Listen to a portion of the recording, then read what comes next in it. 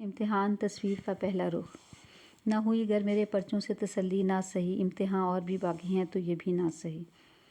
لوگ امتحان کے نام سے گھبراتے ہیں، لیکن مجھے ان کے گھبرانے پر ہنسی آتی ہے۔ آخر امتحان ایسا کیا ہوتا ہے؟ دو ہی صورتیں ہیں، فیل یا پاس۔ اس سال کامیاب نہ ہوئے، آئندہ سال صحیح۔ میں اپنے دوستوں اور ہم جماعتوں کو دیکھتا تھا کہ جوں امتحان کے دن قریب آتے جاتے ان کے حواس پر راں، ان کا دماغ مختل اور ان کی صورت اتنی سی نکل آتی تھی۔ بندہ درگاہ پر امتحان کا نہ رتی برابر اثر پہلے تھا اور نہ اب ہے۔ گو امتحان سے فارغ ہو چکا ہوں، لیکن اب بھی اس کے ختم ہو جانے کا افسوس ہے۔ امیدواروں کا مجمع، نئی نئی صورتیں، عجیب عجیب حالات، یہ ایسی چیزیں ہیں جن سے کبھی دل سیر نہیں ہوتا۔ جی چاہتا ہے کہ تمام عمر امتحان ہوئے جائے، لیکن پڑھنے اور یاد کرنے کی شرط اٹھا دی جائے۔ میری سنیے کہ 2 سال میں لاء کلاس کا کورس پورا کیا، مگر کس طرح؟ شام کو یاروں کے ساتھ ٹہلنے نکلتا، واپسی وقت لاء کلاس میں بھی جھانک آتا۔ منشی صاحب دوست تھے اور لیکچرر صاحب پڑھانے میں مستغرق، حاضری کی تکمیل میں کچھ دشواری نہ ہوئی۔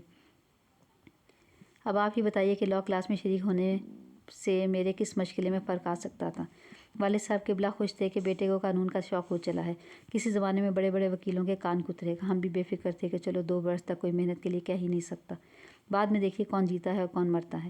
لیکن زمانہ آنکھ بند کیے گزرتا ہے۔ 2 سال ایسے گزر گئے جیسے ہوا۔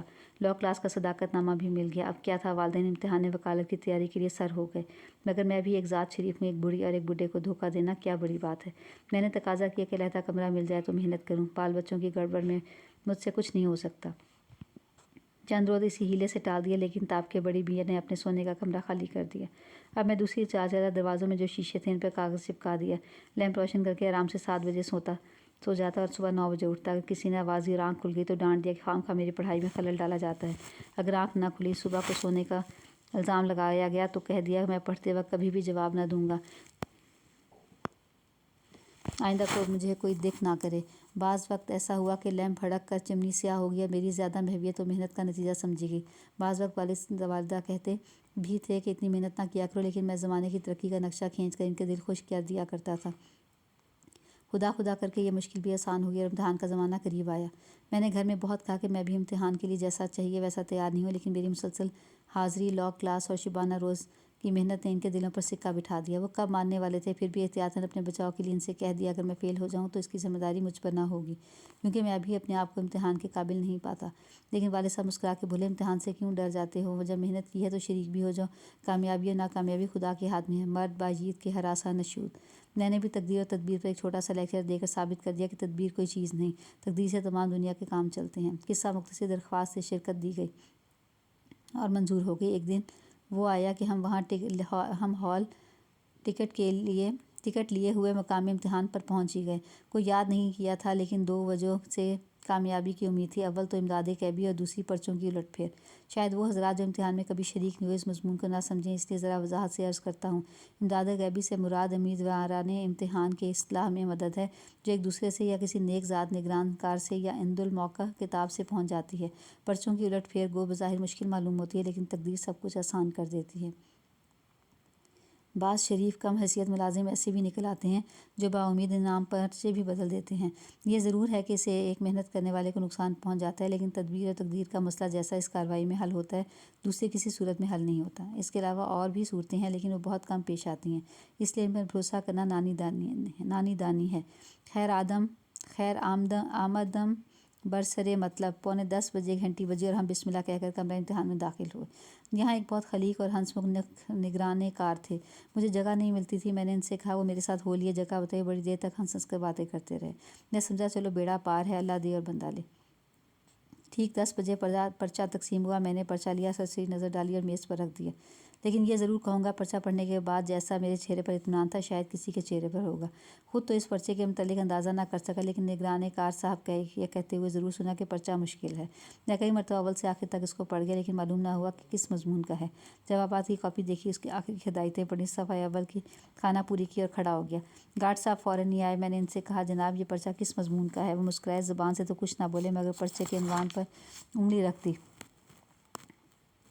اس وقت مجھے معلوم ہوا کہ اصول قانون کا پرچہ ہے۔ دل کھل گیا۔ اب کیا تھا، میں نے بھی قلم اٹھا کر لکھنا شروع کر دیا، کیونکہ اصول کے لیے کسی کتاب کے پڑھنے کی ضرورت تو ہے ہی نہیں۔ اس مضمون پر ہر شخص کو رائے دینے کا حق حاصل ہے۔ ایک مقنن ایک اصول قائم کرتا ہے، دوسرا اس کو توڑ دیتا ہے۔ کیا وجہ ہے کہ ہم اپنے رائے کو کسی دوسرے کی تجویز کا پابند کریں؟ میں نے اپنے برابر والے سے پوچھنے کی کوشش بھی کی، کچھ ادھر ادھر نگاہ بھی دوڑائی، مگر وہ گارڈ صاحب میری حالت کو کچھ ایسا تاڑ گئے کہ ہر وقت بلائے ناگہانی کی طرح سر پر کھڑے رہتے تھے۔ ذرا میں نے ادھر ادھر گردن پھیری اور انہوں نے آواز دی کہ جناب اپنے پرچے پہ نظر رکھیے۔ جب دوسروں سے ملنے کی توقع منقطع ہو گئی تو میں نے دل میں سوچا کہ چلو ان گارڈ صاحب سے ہی پوچھ لیں۔ میں کھڑا ہو گیا، وہ آئے، میں نے دریافت کیا کہ جناب والا اس دوسرے سوال کا کیا جواب ہے؟ وہ مسکرائے اور کہا کہ مجھے معلوم نہیں۔ میں نے کہا یہ برابر والے بڑے زور سے لکھ رہے ہیں، ان سے پوچھ دیجیے، اور اگر آپ کو دریافت کرتے ہوئے لحاظ آتا ہے تو ذرا ادھر ادھر ٹہلتے ہوئے تشریف لے جائیے، میں خود ہی پوچھ لوں گا۔ مگر وہ کب ہلنے والے تھے، کتب ہو گئے۔ ان کا مسکرانا پہلے تو بہت اچھا معلوم ہوتا تھا، لیکن پھر آخر میں تو زہر ہو گیا۔ میں واللہ سچ کہتا ہوں، اگر تمام عمر میں قلبی نفرت مجھے کسی سے ہوئی تو انہی صاحب سے ہوئی۔ ان کا وہ مسکراتے ہوئے ٹہلنا مجھے ایسا برا معلوم ہوتا تھا کہ کئی دفعہ میں نے ارادہ کیا کہ اپنے میرے برابر کھڑے ہوئے ہو کر یہ مسکرائے تو ضرور گلخپ ہو جاؤں، لیکن پھر سوچا کہ سرکاری معاملہ ہے، کہیں اینچن چھوڑ کر گھسیٹن میں نہ پڑ جاؤں، اس لیے چپکا ہو رہا۔ غرض اس طرح یہ تمام دن امتحان کر گزر گئے، لیکن آپ سمجھ سکتے ہیں کہ ایسے ظالم کے ساتھ ایسی حالت میں کہ ایک حرف بھی نہ یاد نہ ہو، پورے 6 گھنٹے گزارنے کے لیے کیسے مشکل ہو گئے۔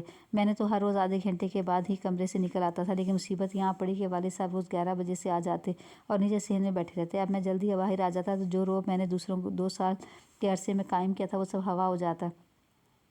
اس لیے قہر درویش بر جان درویش آخری وقت تک امتحان کے کمرے میں بیٹھا رہتا، اور جب نیچے اترتا تو والد صاحب سے پرچے کی سختی کی ضرور شکایت کرتا۔ وہ بھی میری تشفی کے لیے ممتحن کو بہت برا بھلا کہتے، لیکن ان کو یہ خیال ہو گیا تھا کہ کچھ ہی کیوں نہ ہو میرا بیٹا کامیاب ضرور ہوگا۔ امتحان ختم ہوا اور امید نمبر 1 اور 2 کا خون ہو گیا۔ ممتحنوں کے پاس کوشش کی سوجی۔ والد صاحب ایک زبردست چٹھی کی سفارش لے کر ایک صاحب کے ہاں پہنچے۔ وہ چٹھی دیکھ کر بہت اخلاق سے ملے۔ آنے کی وجہ دریافت کی۔ والد نے عرض کیا، خادم زادہ اس سال امتحان میں شریک ہوا ہے، اگر آپ کوشش فرمائیں تو یہ خانزادہ ہمیشہ ممنون احسان رہے گا۔ وہ بہت ہنسے اور دوسرے لوگوں سے جو سلام کو حاضر ہوئے تھے فرمانے لگے، یہ عجیب درخواست ہے، ان کا بیٹا تو امتحان دے اور کوشش میں کروں۔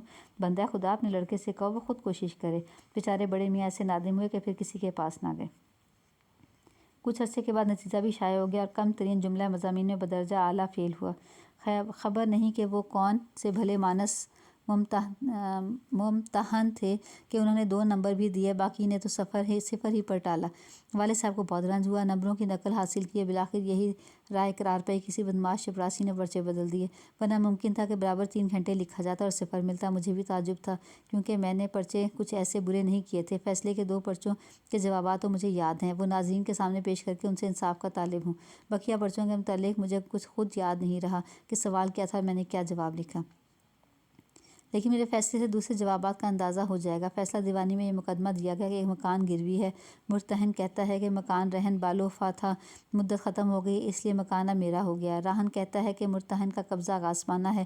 دونوں طرف سے شہادت پیش ہوئی۔ مرتہن کے گواہوں کے بیانات سے میری رائے میں رہن باوفا ثابت تھا اور راہن کی شہادت سے قبضہ آغاسمانہ تھا۔ میں نے اس کا تصفیہ یہ کیا کہ مکان منہدم کر کے زمین اور عملہ آدھا آدھا دونوں میں تقسیم کر دیا جائے۔ چونکہ یہ تمام خرابی گواہوں کے پیچیدہ بیانات سے پڑی ہے، اس لیے مکان کے منہدم کرنے اور مقدمے کا خرچہ ان سے دلایا جائے۔ میں بھی نہایت زور سے کہتا ہوں کہ اس سے زیادہ صاف کوئی فیصلہ نہیں ہو سکتا۔ نہ مرتہن کو شکایت کہ میرا مقدمہ خارج ہوا اور نہ راہن کو شکایت کہ اس کا مکان مفت میں دوسروں کو دے دیا گیا۔ اب اس فیصلے پر بھی اگر ممتحن صاحب نمبر نہ دیں تو وہ جانے اور ان کا دین ایمان جانے۔ فوجداری کے مقدمے کی یہ صورت تھی کہ ایک جوان عورت کے خاوند کو ملزم نے مار ڈالا تھا۔ بیچاری کے 2 چھوٹے چھوٹے بچے تھے۔ شہادت میں جو گواہ پیش ہوئے انہوں نے بیان کیا کہ ہم نے ملزم کو قتل کرتے ہوئے خود دیکھا ہے۔ ایک بیان کرتا ہے کہ اس کا منہ شمال کی طرف تھا، دوسرا کہتا ہے کہ میرا منہ جنوب کی طرف تھا۔ ذرا انصاف کیجیے، جب یہ صورت ہے تو اس کا لازمی نتیجہ یہ ہوا کہ ان دونوں کی پیٹھ ملزم اور مقتول کی طرف تھی۔ اول تو یہ سمجھ میں نہیں آتا کہ ایسا بڑا واقعہ ہو رہا ہو اور یہ لوگ پیٹھ پھیر کے کھڑے رہیں۔ جب یہ پیٹھ پھیرے کھڑے تھے تو کیا ان کی آنکھیں پیٹھ پر تھیں جو انہوں نے اس واقعے کو دیکھا؟ نتیجہ یہ نکلا کہ دونوں جھوٹے ہیں۔ اس لیے میں نے یہ تجویز کی کہ ان دونوں گواہوں کو 2 سال سزائے قید بامشقت اور 100 روپیہ جرمانے کی سزا دے کر ملزم کو بری کر دیا جائے۔ اس کے بعد میں نے دیکھا کہ بیچاری مستغیثہ بیوہ ہو گئی، اس لیے اس کے متعلق یہ حکم دیا کہ سرکاری طور پر مستغیثہ کا نکاح ملزم سے کر دیا جائے اور جو رقم جرمانہ گواہوں سے وصول ہو وہ اس نکاح میں صرف کی جائے۔ اب رہے بچے تو ان کے متعلق یہ تجویز کی گئی کہ ملزم کو ان کے رکھنے اور پرورش کرنے میں تعامل ہوگا، اس لیے دونوں یتیم خانے میں بھیج دیے جائیں۔ اب آپ ہی فرمائیے کہ اس سے زیادہ اور کیا انصاف ہو سکتا ہے؟ اس پر بھی اگر ممتحن صاحب مجھے فیل کر دیں تو اس کو ظلم نہ کہیں تو اور کیا کہیں گے؟ انصاف آپ ناظرین کے ہاتھ میں ہے۔ میں نے یہ جوابات والد صاحب کو بھی سنائے، انہوں نے بہت تعریف کی، ممتحنوں کو بہت برا بھلا کہا، میری بہت اشک شوئی کی اور فرمایا بیٹے گھبرانے کی بات نہیں ہے، اس سال نہیں آئندہ سال سے ہی آخر کہاں تک بے ایمانی ہوگی؟ 100 دن چور کی اور ایک دن شاہ کا خیر، رسیدہ بود بلائے ولے بخیر گزشت، جو کچھ ہوا سو ہوا، 1 سال کی فرصت تو مل گئی۔